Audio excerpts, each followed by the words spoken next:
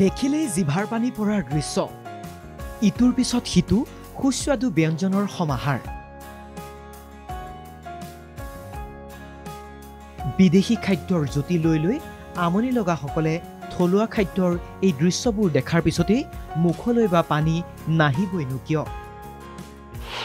নলবাৰীত অনুষ্ঠিত ৰাজ্যিক কেবিনেটত থলুৱা খাদ্যৰ সমাহাৰ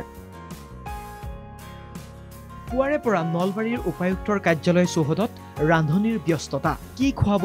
ৰজাঘৰীয়াক তালিকাত আছিল থলুৱা খাদ্যৰ জুতি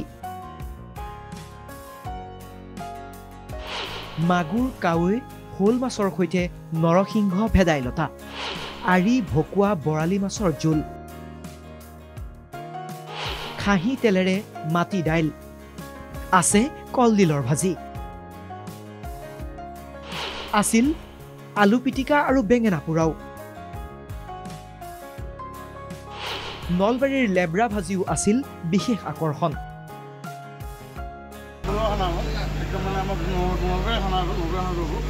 ভাত দালি লাবৰা এখন তাৰপিছত শাক থাকিব